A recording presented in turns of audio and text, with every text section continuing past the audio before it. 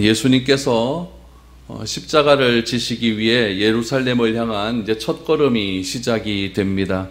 예수님께서 빌립보 가이사라에서 베드로의 신앙을 들으셨고 또 변화산에서 변화된 모습을 보여주신 이후 이제 십자가와 부활에 관한 것을 제자들에게 집중적으로 가르치시기를 시작하셨습니다.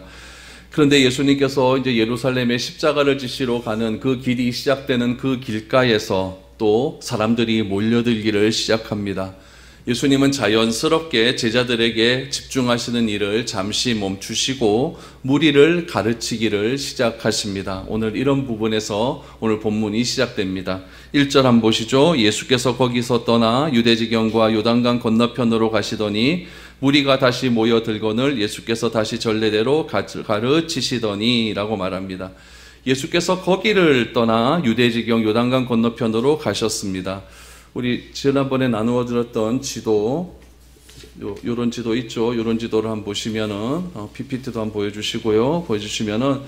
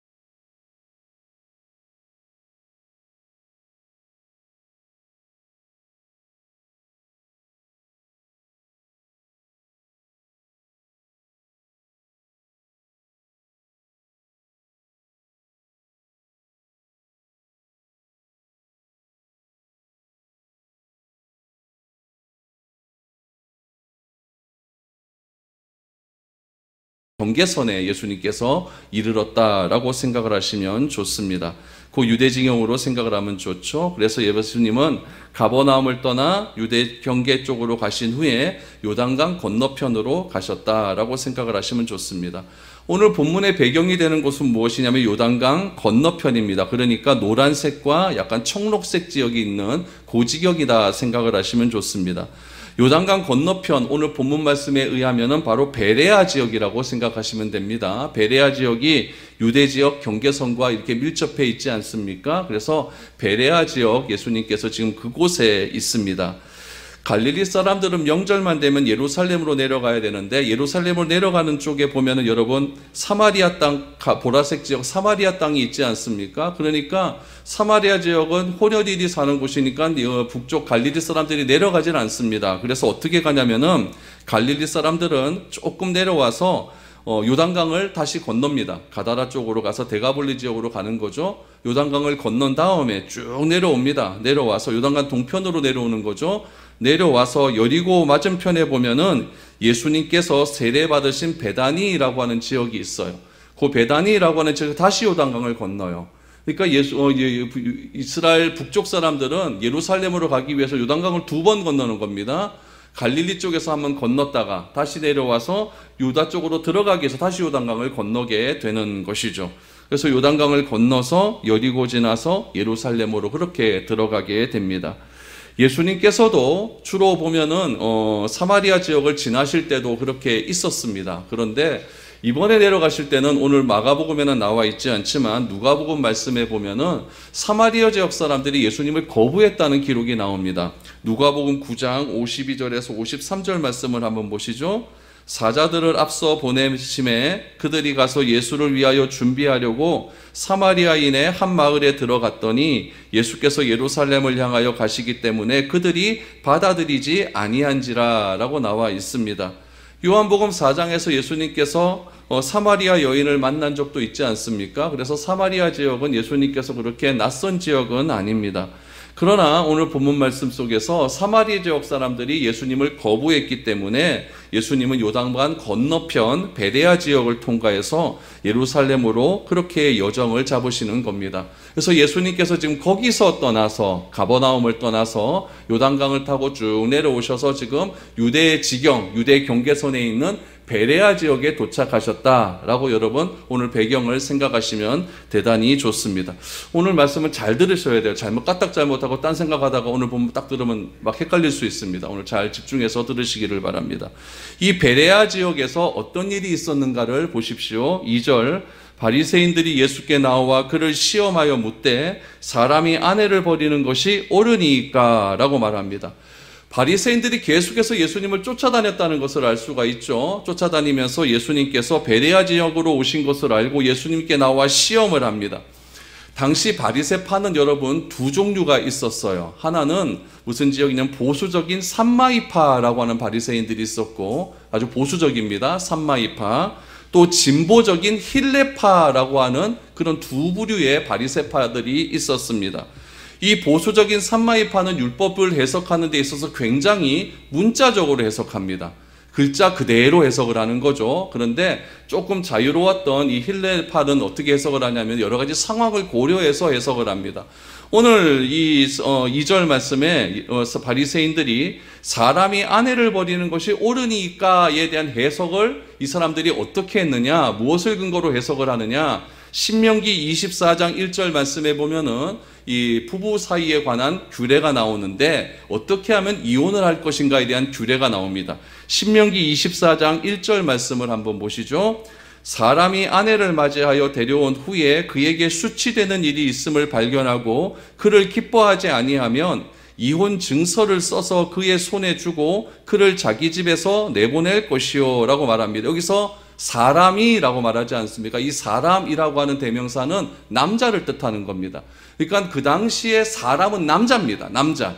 그러니까 사람이 아내를 맞이하여 데려오는, 결혼했다는 얘기죠. 했는데 그에게 수치되는 일이 있으면 발견하고 그를 기뻐하지 않으면 어떻게 하라는 겁니까? 이혼증서 써주고 헤어지면 된다라고 어디에 써 있습니까?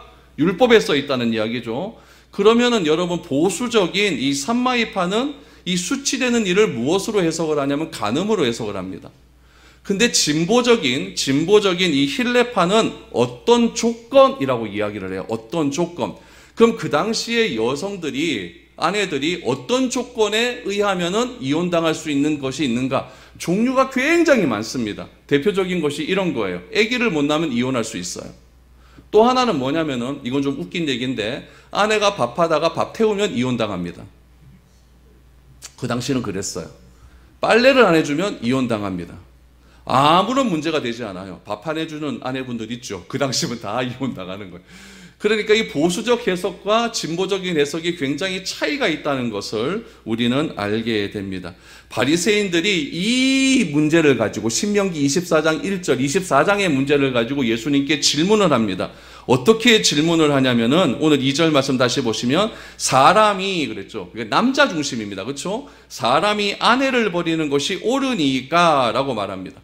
이것을 여러분 다른 말로 해석을 하면 남편이 아내를 버리는 것이 합법적입니까? 라고 이야기를 합니다. 오늘날 여러분 우리에게 있어서 결혼이라고 하는 것은 성인이 된 남자 여자가 자기 결정권을 가지고 이렇게 결합하는 일을 결혼이라고 이야기를 합니다. 그러므로 이 바리새인의 질문이 이혼을 의미한다고 한다면 오늘 본문 2절의 말씀은 누구만 이혼을 청구할 수 있다는 얘기입니까? 남자만 청구할 수 있는 거예요. 남자만 아내를 버릴 수 있습니까? 그럼 요즘 말하면 뭐라고 얘기할 수 있어요? 여자도 남자를 버릴 수 있는 것 아닙니까? 라고 말할 수 있지 않습니까? 그런데 오늘 본문의 요지는 그 문제가 아니에요. 오늘 그 얘기를 하고자 하는 것이 아니라 오늘 본문에 조금 집중할 필요가 있습니다. 그럼 사람이 아내가 잘못한 일이 있으면 버려도 됩니까? 라고 하는 질문에 예수님의 답을 한번 보시기를 바랍니다. 3절, 4절입니다. 대답하여 이르시되 모세가 어떻게 너희에게 명하였느냐? 이르되 모세는 이혼증서를 써주어 버리기를 허락하였나이다. 바리새인뿐만 아니라 율법을 공부한 유대인들은 이 신명기 24장 율법을 너무나 잘 알고 있었습니다. 그래서 이혼에 대한 율법적 규례가 있다는 것을 알까요, 모를까요? 아는 거죠. 그래서 예수님이 묻는 겁니다. 그럼 모세 율법에 뭐라고 대답하느냐? 그랬더니 이혼증서 써주면 됩니다 라고 이야기를 하는 것이죠. 그런데 예수님의 답이 오늘 5절이 오늘 본문에 굉장히 중요한 말씀입니다. 5절을 보시죠. 예수께서 그들에게 이르시되 너희 마음이 완악함으로 말미암아 이 명령을 기록하였거니와 라고 말합니다. 여러분 신명기 24장을 여러분 집에 가서 쭉 한번 읽어보시면은 무엇이 나오냐면 조건이 나옵니다. 이혼할 수 있는 조건. 이혼의 조건이 돼서 어떻게 절차를 따라서 이혼하는가 조건과 절차는 나와요. 근데 뭐가 안 나오냐면은 하나님께서 왜 이런 규정을 만드셨는가 그 이유는 하나도 안 나옵니다. 왜 이런 규정을 만드셨는지 그 이유도 나오지 않습니다. 그러므로 예수님께서 말씀하신 이 5절의 말씀은 율법에 기록되었다 안 되었다? 안 된 말씀입니다. 예수님께서 그 율법을 해석하시기 위해서 덧붙인 말씀이라는 거예요. 그럼 여러분 보수적인 이 바리새인들이나 율법학자들은 이 성경 말씀에 사람의 말을 덧붙이는 것을 허락할까요? 허락 안 할까요? 허락 안 합니다. 근데 예수님께서는 이 율법을 만드신 하나님의 율법에다가 이 율법을 왜 만드는지 추가를 하는 거예요. 그럼 이 말씀은 무슨 말씀이냐면은 예수님의 권위는 누구의 권위와 같다? 율법을 만드신 하나님의 권위와 같다는 거예요. 왜 이혼의 율법을 만드셨는가? 그 이유가 무엇이냐? 너희의 마음에 완악함으로 말미암아 그랬어요. 완악함으로 말미암아라고 하는 것은 여러분 수동태적인 거잖아요. 그렇죠? 그러니까 무엇 때문에 이걸 만들었다는 거예요. 무엇 때문에 이것을 만들었다. 그러니까 하나님이 만드셨다 아니다? 아니라는 이 얘기는요. 너희 때문에 만들어 주셨다라고 하는 그런 이유로 말씀하는 것이죠. 그래서 이 5절의 말씀은 무엇이냐면은 예수님의 권위가 율법을 제정하신 하나님의 권위와 똑같다는 이야기입니다. 이혼에 관한 율법과 배경과 이유를 말씀하시는 예수님은 율법을 만드신 하나님의 권위를 가지고 이 말씀은 아무도 하지 못하는 거예요. 바리새인은 그냥 이 신명기 24장에 나오는 그 말씀 문자 그대로의 말씀을 가지고 사람을 판단하는 거죠. 그러나 예수님은 어떻게 말씀하시느냐? 이런 말씀이 나온 배경과 이유가 있다는 이야기예요. 그 이유가 중요하다는 이야기죠. 그래서 이혼에 관한 율법을 정하신 것은 하나님의 뜻이다, 하나님의 뜻이 아니다? 하나님의 뜻은 아니에요. 그러나 인간의 마음이 완악하기 때문에 어쩔 수 없이 하나님께서 예외 규정을 주셨다라고 하는 말씀입니다. 이게 중요한 거예요. 그래서 하나님은 아주 예외적인 조건 아래에 하나님의 뜻을 양보하신 겁니다. 그러면 하나님의 뜻은 도대체 무엇이냐? 예수님께서 그 하나님의 뜻을 말씀해 주십니다. 하나님의 뜻 6절 이하를 보시죠. 창조 때로부터 사람을 남자와 여자로 지으셨으니 이러므로 사람이 그 부모를 떠나서 그 둘이 한 몸이 될지니라. 이런즉 이제 둘이 아니요 한 몸이니 라고 말합니다. 이혼은 여러분 누구에게만 해당되냐면은 결혼한 사람에게만 해당됩니다. 그러니까 결혼을 하지 않은 사람에게는 이혼이라고 하는 율법이 아무런 필요가 없는 거죠. 그래서 예수님께서 이 결혼에 대한 얘기를 먼저 해주십니다. 세상을 창조하신 후 남자와 여자를 지으셨고 부모를 떠나 하나가 되게 하신 것, 그것이 결혼이다 라고 예수님께서 말씀을 하시죠. 그러므로 결혼의 주체는 누굽니까? 한 남자와 한 여자입니다.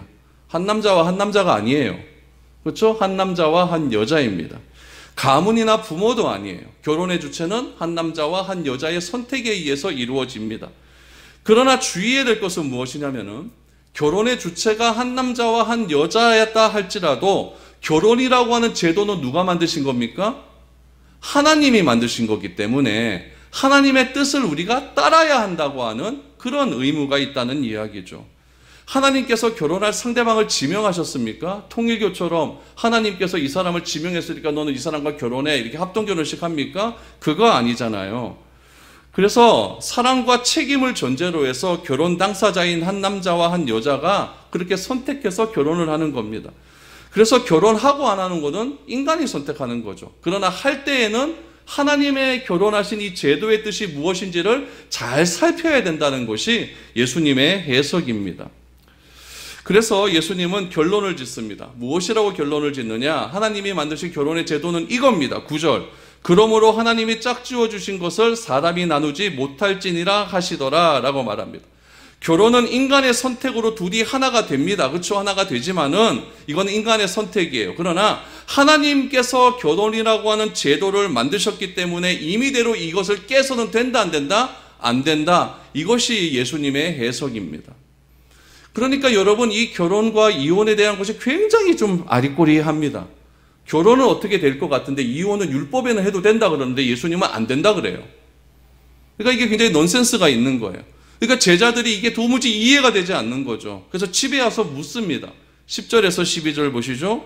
집에서 제자들이 다시 이 일을 물으니 이르시되 누구든지 그 아내를 버리고 다른 데에 장가드는 자는 본처에게 간음을 행하며 또 아내가 남편을 버리고 다른 데로 시집가면 간음을 행함이니라 라고 말을 합니다. 예수님께서 말씀하신 이 말씀 대목 속에서 율법과 차이점이 있습니다. 율법은 뭐냐면 남성 중심이었어요. 사람이 그랬습니다. 그러나 11절과 12절에 보면 남자에게도 해당이 되고 여자에게도 해당이 된다. 이 차이점을 발견할 수가 있습니다. 제자들이 다시 질문합니다. 이혼할 수 있습니까? 예수님은 그럴 수 없습니다. 그러나 예수님도 바리새인도 인정한 사실 하나가 있습니다. 뭐죠? 이혼에 관련된 모세의 율법입니다. 율법에는 이혼이 가능합니까? 가능 안 합니까? 가능합니다. 법적으로 말하면 이혼은 합법적입니다. 율법에 의하면. 어떻게 보면 질문할 수 있는 문제도 아닌 거예요. 왜냐하면 법대로 해결하면 그만이니까요. 그러면 해도 된다는 뜻일까요? 하면 안 된다는 뜻일까요? 안 되는 겁니까? 되는 겁니까? 법은 된다 그러고 하나님이 만드신 제도는 안 된다 그러고. 예수님께서 왜 이렇게 두리뭉실한 대답을 하시고 있을까요? 여기서 중요한 것이 있습니다. 왜 바리새인들이 베레아 지역에서 이혼에 대한 질문을 했는가? 이게 중요한 거예요. 여기는 여러분 2절에 보니까 바리새인이 예수님께 질문할 때 무슨 단어가 하나 첨가됩니까? 시험이란 단어가 첨가돼요. 그러니까 여러분 이 시험이라고 하면서 무슨 의도가 있다는 이야기예요. 다른 지역에서도 이 이혼에 대한 문제를 질문할 수 있는데 왜 하필이면 베레아 지역에 왔을 때 시험을 하면서 의도를 가지고 이 이혼에 대한 질문을 했을까?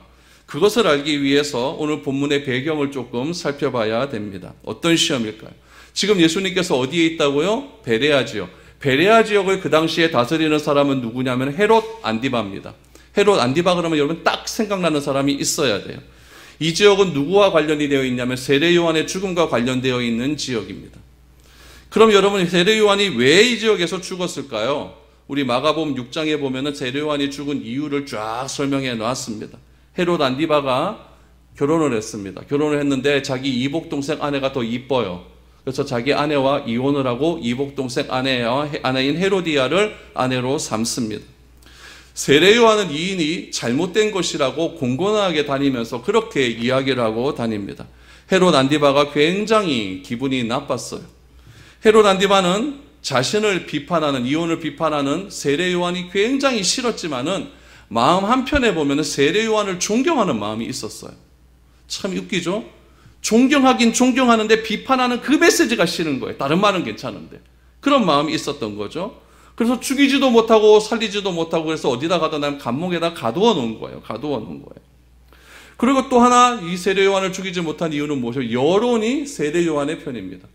지금 여러분 헤롯 가문이 그 베레아 지역에서 이렇게 다스리고 있는데 여론이 등을 돌려버리면은 여러분 이 베레아 지역을 다스릴 수 있는 그런 굉장히 힘든 정치적인 상황이 되어버리거든요. 여론이 다 이렇게 밀어줘야 될 것 아닙니까? 그러니까 여론은 세례 요한 편이고 자기에게도 세례 요한 존경하는 마음은 조금 있는데 자꾸 이혼에 대해서 비판을 해버리니까 그냥 감옥에 가둬버린 거죠. 이건 말하지 말라는 이야기입니다. 그런데 헤롯과 이혼하고 결혼한 이 두 번째 아내가 된 헤로디아는요, 원래 자신의 그 남편과 이혼하고 헤롯 안디바와 결혼한 것에 비판하는 세례 요한이 너무너무 싫은 겁니다. 이 헤로디아가 왜 결혼했을까요? 가만히 보니까 자기 그 안디바의 이복 동생은 암만 있어도 왕이 못 될 것 같거든요. 그러니까 권력이 탐이 나는 거죠. 그런데 권력을 가지고 있는 우리 아주머님이 가만히 보니까 자꾸 날 좋아하는 것 같아요. 그래서 자기 쳐버리고 너 나하고 살자 이래버리니까 그게 더 좋아버린 거죠. 그래서 결혼하게 된 겁니다. 근데 자꾸 막 비판을 해보니까 이 헤로디아는 이 세례 요한만 없으면 뭔가 될 것 같다 이런 생각이 있는 거죠. 그러나 사람 죽이려고 하면 뭔가 명분이 있어야 될 것 아닙니까? 명분을 찾는 거예요. 그러다가 헤롯 안디바가 이렇게 생일잔치가 있었는데 이 헤로디아가 자기의 딸 살로메를 이 생일잔치에 춤을 추게 했는 거죠. 너무나 이쁘게 추니까 이 안디바가 또 섣부른 맹세를 하는 거죠. 네가 너무너무 좋다. 말만 해라. 내가 이 나라의 반이라도 주겠다라고 말을 하니까 이 살로메가 자기 어머니에게 달려가서 소원 뭘로 말할까요? 그랬더니 어머니가 뭐라고 이야기합니까? 세례 요한 목을 달라고 해라. 그래서 세례 요한이 그렇게 죽게 됩니다. 이 세례 요한이 죽은 장소가 어디라고요? 베레아입니다. 베레아에서 지금 바리새인이 시험하기 위해서 무엇을 질문한다고요? 이혼에 관한 질문을 합니다. 이혼의 당사자가 누굽니까? 베레아 지역을 다스리는 헤롯입니다. 뭔가 좀 보이지 않습니까? 이런 배경 속에서 예수님은 이들의 의도를 알고 있었을까요? 몰랐을까요? 충분히 다 알고 있었죠. 바리새인들은 한편으로는 이런 생각들이 있습니다. 바리새인들이 두 개의 파가 있다고 하지 않았습니까? 서로 예수님을 자기 편으로 끌어들이고 싶어하는 그런 마음이 있는 거예요. 왜 그러느냐? 오늘 보면 1절 말씀에도 보니까 사람들이 모이거든요. 사람들이 모여요. 정치인들에게 있어서 제일 중요한 건 뭘까요? 표입니다. 표는 누가 줘요? 사람이 주거든요. 그러니까 사람을 끌어들일 수 있는 힘이 누구에게 있는 겁니까? 예수님에게 있죠. 근데 바리새파 중에서도 이게 하나는 샴마이파, 하나는 힐레파, 서로 이렇게 양이 갈라버리니까 사람이 많이 모이는 쪽으로 자기 예수님을 끌어들이게 하면은 자기의 세력이 더 커질 것 아닙니까? 그러니까 이런 질문을 하는 거예요. 이런 질문을 하고 또 하나의 의도는 무엇일까요? 이 사람이 너무 많이 모여버리니까 한편으로는 또 불안함이 있는 거죠. 이 사람이 어떻게 모인 사람으로 해서 어떻게 세력을 일으켜서 우리를 무너뜨리려고 하는 것이 아닌가. 이런 불안함도 생기는 거죠. 그래서 이 헤롯의 힘을 빌려서 이 예수를 세례 요한처럼 가두어 버리고 싶은 그런 마음도 있는 것이죠. 굉장히 계륵과 같은 존재가 예수님이 된 거예요. 삼키지도 못하고 뱉지도 못하고 이런 마음에서 예수님을 지금 베레아 지역에서 이혼에 관한 질문을 하기 시작을 하는 것입니다. 예수님은 이런 바리새인의 의도를 너무나 잘 알고 있었습니다. 그럼 바리새인들이 어떤 의도를 가지고 예수님께 질문을 했고 답변을 통해서 예수님께서 우리에게 해주고자 하는 메시지가 있을 것 아닙니까? 우리는 그 메시지만 받으면 됩니다. 이 배경들이야 바리새인들이 예수님 시험한 거니까 그건 그들의 문제고 예수님께서 말씀하신 이 메시지를 통해서 우리가 어떻게 생각해야 되는가? 먼저 첫 번째, 결혼이라는 문제입니다. 이 결혼은 누가 정하신 제도라는 거예요? 하나님이 정하신 제도입니다. 그렇다면은 우리는 결혼 제도를 정하신 하나님의 의도가 무엇인지를 먼저 알아야 됩니다. 하나님께서 결혼 제도를 정하셨다면은 왜 율법에 이혼을 허락하셨을까? 이 의도도 알아야 된다는 이야기예요. 하나님께서 이혼을 율법에 기록하신 이유는 좋다고 해서 기록하신 것은 아닙니다. 인간의 문제 때문에 최소한의 조건 아래에서 허락을 하셨다는 사실을 기억하셔야 됩니다. 이 인간의 문제 때문에 최소한의 조건 아래에서 허락하셨는데 그 최소한의 조건이 무엇이냐면은 오늘 오전에 나오는 인간의 완악함으로 말미암아입니다. 다시 말하면 법적으로는 가능하지만 법의 규정 조건을 충족하면 가능하지만 그러면 법에 허용하고 있으니까 할 수 있으면 다 해라? 그런 부분은 아니라는 이야기예요. 여러분, 법을 가장 잘 지키는 방법은 무엇이냐면은 법이 제정될 때 그 법의 문구만 보는 것이 아니라 그 법을 왜 지정했는지 그 이유를 보면 됩니다. 그래서 국회에서도 법을 제정할 때에 법의 어떤 판결문을, 법의 법령을 보면은 그냥 몇 조 몇 항 이렇게 적혀 있는 것이 아니라 이 법은 이러이러하기 때문에 이 법을 지었다라고 하는 이유와 목적과 의도가 나와 있습니다. 요즘 우리 운전하시는 분들 여기 많이 계신데 운전하시는 분들 우리 지난주 수요일부터 참 불편한 법이 하나 시행이 되었어요. 뭐냐면은 횡단보도에서 우회전할 때는 이제 무조건 서야 됩니다. 안 그러면 6만 원이. 그럼 여러분 이건 운전하는 사람에 있어서 굉장히 불편합니다. 왜냐하면은 건널목에 서 있는 사람이 진짜 건널라고 서 있는지 아니면 다른 사람 약속 누구 기다리라고 서 있는지 그거 의아합니까? 또 계속해서 그 우회전 서 있다 안 서 있으면 뒤에서 막 계속 빵빵거립니다. 막 교통 막 중체도 될 것 같고 굉장히 불편한 법입니다. 그러나 이런 법이 왜 시행되었을까요? 이유는 딱 하나입니다. 건널목 건너다가 너무 사람이 많이 다치고 너무나 많이 죽어버리고 잃어버리니까 그러니까 이 법이 제정이 되었다라는 이야기죠. 그럼 이 법이 제정될 때 그냥 보험회사 보험료 많이 나가니까 이렇게 제정될까요? 그거 아니에요. 충분히 검토하고 의도하고 목적하고 소위원회에서 검토하고 또 검토하고 그래서 검토해서 빵빵빵 쳐서 이렇게 법이 제정되는 것 아니겠습니까? 내가 생각하기에 불편하고 만족스럽지 않다 할지라도 않아서 불만을 가지는 것이 아니라 이 법의 목적과 의도를 아는 것이 법을 가장 잘 지키는 방법이라는 거예요. 이런 것이 왜 했을까라고 하는 그 이유를 내가 이해하고 습득하기만 하면은 이게 결과가 별 문제가 되지 않는다는 이야기죠. 이혼은 여러분 성경에 의하면 안 하는 것이 좋습니다. 그럼에도 굳이 하려고 한다면 제한되고 조심스러운 조건 아래에서 가능하다는 것이 율법의 내용입니다. 하나님은 하나님의 백성이 이 땅에서의 살아갈 때에 규칙을 제정해 놓으셨습니다. 그 규칙은 어떤 규칙이냐면은 하나님의 백성이 살아가는데 필요한 최소한의 규율입니다. 인간의 어쩔 수 없는 한계를 고려하신 거예요. 여러분, 우리가 이 율법을 다 지킬 수 있습니까? 못 지킵니다. 그래서 율법은 바울이 말한 대로 유리의 죄를 더하게 한다라고 말을 해요. 죄를 더하게 하니까 자꾸 죄를 지적하니까 우리가 그 죄에 가로막혀가지고 하나님의 말씀을 보기도 싫은 것 아니겠습니까? 하나님은 신명기 말씀을 통해서 신명기적인 복과 저주를 마련해 놓았었어요. 복은 뭐냐면은 이 말씀을 지키는 자에게는 내가 천대까지 복을 주겠다. 막 이렇게 해놨어요. 그러나 그렇지 않는 자는 내가 너를 저주하겠다라고 말씀을 해 놓았어요. 여러분, 하나님께서는 복을 주실 수도 있는 분이시고 저주를 주실 수 있는 그런 분이라는 것을 여러분 기억을 해야 됩니다.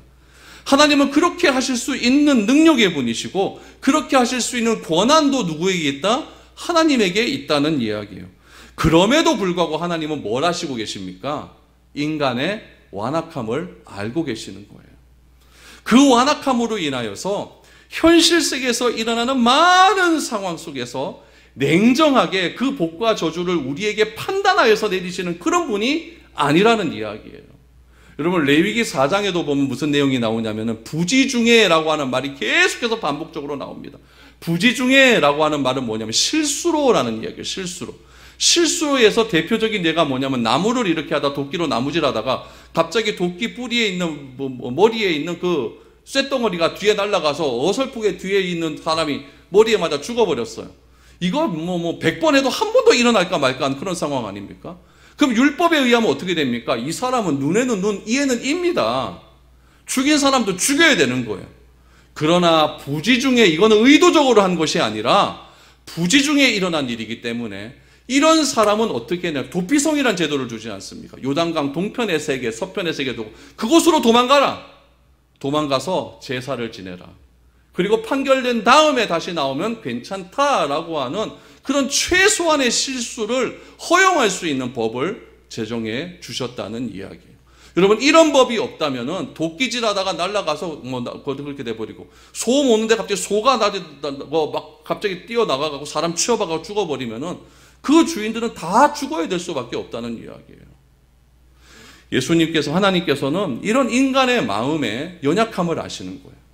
이 현실 속에서 다 지킬 수 없다는 연약함을 아시는 거예요. 그럼에도 하나님께서는 뭐라고 하시느냐? 인간의 완악함을 아시고 그 완악함으로 인하여서 일어나는 현실 속에서 일어나는 많은 상황들이 있을 것 아닙니까? 그 상황을 가지고 복과 저주를 주겠다고 판결하시는 분이 아니라는 이야기예요. 만약에 하나님께서 이 신명기적인 사관을 가지고 우리를 판단하신다면 우린 다 죽어야 됩니다. 다 죽어야 됩니다. 여러분, 하나님은 이런 인간의 완악함으로 말미암아를 통해서 알 수 있는 하나님은 어떤 하나님일까요? 하나님은 사랑이 많으신 하나님이에요. 우리를 아시는 분이라는 거죠. 우리의 상황과 한계를 이해하시고 안타까워하시는 하나님의 긍휼하심이 인간의 완악함으로 말미암아 거기에 담겨져 있다는 거예요. 그러므로 여러분, 우리는 이혼해도 괜찮다 기뻐해서는 안 됩니다. 하나님께서 친히 제정하신 율법의 테두리 안에서 복을 누리며 살지 못하는 나 자신의 죄악을 하나님께 한탄하며 기도해야 됩니다. 그럼에도 불구하고 나를 사랑하시는, 피할 길을 주시는 하나님께 감사할 수 있는 그런 마음이 늘 언제나 우리 가운데 있어야 한다는 것입니다. 그런 은혜를 입은 사람으로서 하나님의 원하는 대로 살지 못하는 슬픈 현실 속에서 그렇다면 바람직한 태도는 무엇인지, 우리는 다 지키며 살지 못하는 완악한 마음이 있는 그런 존재라고 한다면 우리는 어떤 삶을 살아야 할지를 늘 언제나 고민하며 살아가야 된다는 거예요. 오늘 이 이혼이라고 하는 주제는 너무나 힘든 주제입니다. 제가 2021년 통계표를 봤어요. 국가통계청에 나온 통계표를 보니까 우리나라 이혼율은 50%입니다. 반이 이혼합니다. 이것은 여러분 더 이상 교회 내에서도 이혼에 관해 가볍게 이야기할 수 있는 상황이 아니라는 이야기예요. 제가 노회 갔다가 대전 지역을 통과할 일이 있어서 대전에 잠깐 있어서 대전에 잠깐 갔다 올 일이 있었는데 한 교회의 간판을 봤어요. 이혼하신 분 오십시오. 가만히 보니까 목사님도 이혼하신 분이에요. 어쩔 수 없는 겁니다. 어쩔 수 없는 겁니다. 그럼에도 이 문제를 이렇게 말씀드리고 여러분들에게 오늘 말씀에 대한 결론을 내리고자 합니다. 오늘 본문은 무엇이냐? 이혼을 해라 마라 이 여부를 말하는 게 아닙니다. 분명히 아셔야 돼요. 이거 아닙니다. 예수님은 결혼의 기원과 결혼에 관해 하나님께서 기대하시는 것이 과연 무엇인지를 먼저 생각하라라는 것이 가장 1차적인 본문의 목적입니다. 우리가 놓치지 말아야 될 것은 이것이죠. 그렇다면 이 오늘의 본문의 말씀이 인간의 완악함으로 말미암아라고 하는 이 말씀이 결혼에 또 이혼에 대한 그 주제에만 해결이 될까요? 절대 그렇지 않습니다. 우리가 결혼이든 이혼이든 사업이든 교육이든 돈의 문제든 삶의 문제든 동일하게 다 적용할 수 있습니다. 우리는 이 세상을 살아가면서 정말 많은 일들을 경험하며 살아갑니다. 그 과정 속에서, 그 경험하는 과정 속에서 문제를 경험하게 됩니다. 문제를 경험하게 되고 그 문제라고 하는 것은 항상 무엇과 연관이 되어 있냐면 선택의 문제와 연관이 되어 있습니다. 나에게 문제가 있다면 그것은 선택을 해야 된다는 거예요. 좋든 싫든 선택을 해야 됩니다. 여기서 여러분 잘된 선택을 해서 좋은 선택을 함을 통하여서 그 결과가 나은 결과로 나올 수도 있지만은 우리의 선택이 항상 100% 맞는 선택만 할 수 있는 건 아니지 않습니까? 그것이 우리 인간의 완악함 때문에 그렇지 않습니까? 다 나의 욕심 때문에 그런 건 아니겠습니까? 그래서 잘못된 선택 때문에 실수할 수 있고 또한 여러분 생각이 변할 수도 있습니다. 결정할 때는 몰랐는데 미리 예측하지 못한 일들이 돌발적으로 우리 상황에 나타나는 일이 있습니까? 없습니까? 있다는 이야기예요.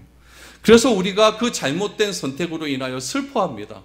괴로워합니다. 고통을 당할 수도 있고 후회하기도 합니다. 그러면 여러분 왜 이런 잘못된 선택을 우리가 할 수밖에 없을까요? 그 해답은 5절에 나와 있습니다. 뭐 때문에? 인간의 완악함으로 말미암아. 그러나 하나님께서는 율법을 제정하시고 선포하실 때 이런 우리의 완악함으로 인해 파생되는 연약함과 실수와 실패까지도 다 알고 계십니다. 그래서 하나님께서 제정하신 율법이라고 하는 제도 안에서 우리가 이 잘못된 선택으로 말미암아 슬퍼하는 경우가 있어요. 잘못된 선택으로 말미암아 고통당할 수가 있어요. 잘못된 선택으로 말미암아서 우리가 하나님께서는 율법을 잘 지키며 신실한 존재로 살아가야만 하는데 그 신실하지 못한 상황이 발생할 수 있다 없다? 있다는 것까지도 하나님은 알고 있다는 이야기예요. 그래서 그 실패의 상황 속에서 어찌할 자를 몰라 나는 패배자다, 어떻게 못한다, 나는 이 선택으로 인해서 내 인생 끝났다, 나는 모든 것이 안 된다라고 하는 그런 사람들을 향하여 피할 길을 주신다는 이야기입니다. 그 피할 길이 무엇입니까? 인간의 완악함으로 말미암아. 레위기 4장 말씀에 의하면 부지중에. 인간의 살아가면서 누구와 함께 일평생을 살아가는가는 정말 매우 중요한 문제입니다. 그러나 솔직히 말해서 저도 이 질문에 대해서 솔직히 말해서 여러분도 솔직히 말해서 이 제도가 결혼이라고 한 제도가 하나님께서 정하신 제도 가운데 하나라는 그 가치를 여러분들은 배우자를 선택함에 있어서 얼마나 최우선의 가치로 생각하며 그렇게 선택했습니까? 제 아버지 때는요, 결혼하는 당사자가 누구를 선택할 수 있는 권리가 없었습니다. 저희 아버지도 보니까 어떻게 결혼했으면 그랬더니 아버지가 결혼하라 하겠지. 다 그런 것 아닙니까? 이제 저희 때 내려와서 서로 연애도 하고 뭐 이래서 선택하는 것 아니겠습니까? 또 하나, 우리가 결혼을 계획하고 꿈을 꿉니다. 꿈을 꾸면서 하나님께서 우리의 결혼에 거는 기대가 얼마나 반영이 되고 있을까요? 결혼과 이혼에 관한 하나님의 규정에 대해서 얼마나 신중하게 우리의 한계와 하나님의 긍휼하심을 발견하려고 노력하고 있습니까?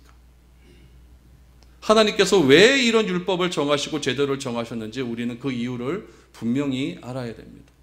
결혼 생활하면서 평생을 한 번도 안 싸우고 결혼했다. 여러분, 이건 별로 잘못된 겁니다. 결혼하면 맨날 싸웁니다. 저희 집도 잘 싸웁니다. 그러나 중요한 것은 무엇이냐면 그 싸움의 문제를 어떻게 슬기롭게 해결해 나가는가. 그래서 다시는 그 문제가 재발되지 않도록 어떻게 둘만의 그런 사이에서 그 관계를 이루어가는, 그게 더 중요한 게 아닐까요? 그래서 더 성장해 나갈 수 있는 것, 그게 더 중요한 것이 아니겠습니까? 하나님은 우리를 만드시고 남자 혼자 사는 것이 너무나 불편해 보이셨는지 여자를 하나 끼워 넣어 주시고 그 둘이서 잘 살라고 그렇게 결혼이라고 하는 제도를 만들어 주셨습니다. 언제 만드셨습니까? 죄가 들어오기 전에 만들어 주셨습니다. 그 다음 죄가 들어오기 전에 그 두 부부는 아주 기뻐하며 살았을 겁니다. 그러나 죄가 들어온 이후에 그 두 부부의 모습은 무엇이냐면은 핑계대는 모습으로 변질되게 됩니다. 하나님이 나에게 주신 저 여자 때문에, 하나님이 나에게 주신 저 남자 때문에 이렇게 서로를 핑계대며 탓하는 그런 모습으로 바뀌게 되는 거죠.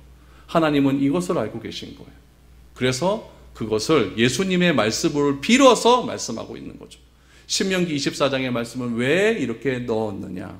인간의 완악함으로 말미암아. 그 법이 잘못된 것이 아니라 누가 잘못된 겁니까?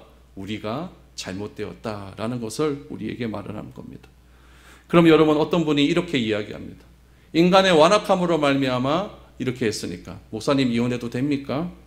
이런 질문하지 마십시오. 이 문제의 근원으로 올라가서 먼저 질문해야 될 것은 무엇이냐면은 우리가 결혼을 어떻게 결정하고 결혼을 통해서 하나님께서 기대하는 것이 무엇이고 왜 결혼이라는 제도를 만드셨는가, 거기에 대한 진지한 질문과 고민이 있어야 됩니다. 여기에 대한 진지한 고민과 결론을 짓고 나면은 신명기 24장은 우리에게 별 필요가 없는 그런 장이죠. 그럼에도 불구하고 우리는 완악함으로 말미암아 이 장이 사용될 수 있다는 겁니다.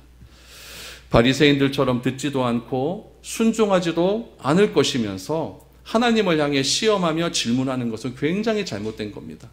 여러분, 우리도 사람과의 관계에 의해서 어떤 결론을 딱 정해놓고 그 사람이 어떻게 나에게 대하는가를 보면서 대화하는 것은 너무나 잘못된 겁니다. 그 사람을 시험하는 일이거든요. 본문을 통해서 우리가 알 수 있는 사실은 예수님의 심정을 이렇게 표현할 수가 있어요. 어떤 문제가 있든지 그 문제를 먼저 우리 하나님과 먼저 상의해 보자는 겁니다. 하나님은 우리의 현실의 문제를 절대 외면하시는 분이 아니십니다.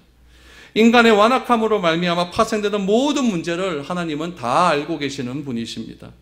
이런 믿음을 가지고 오늘 현실의 문제를 우리 주님과 함께 해결해 보았으면 좋겠습니다.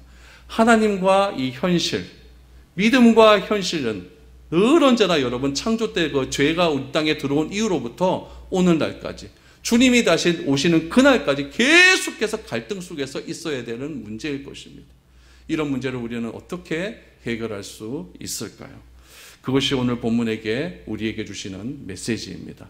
왜 이 말씀을 주셨는지 그 의미를 분명히 알아야 된다는 것입니다. 그것을 알아갈 때에 우리는 하나님의 말씀 안에서 자유를 누리며 살아갈 수 있게 되는 것입니다. 바라간대를 살아가는 모든 성도들의 마음 가운데 이런 자유함이 넘침을 통해서 이 성경이 우리에게 부담감이 아니라 참으로 우리에게 주시는 기쁨의 말씀이라는 그런 생명의 양식이 매일매일 삶 가운데서 터져나올 수 있기를 축복드립니다.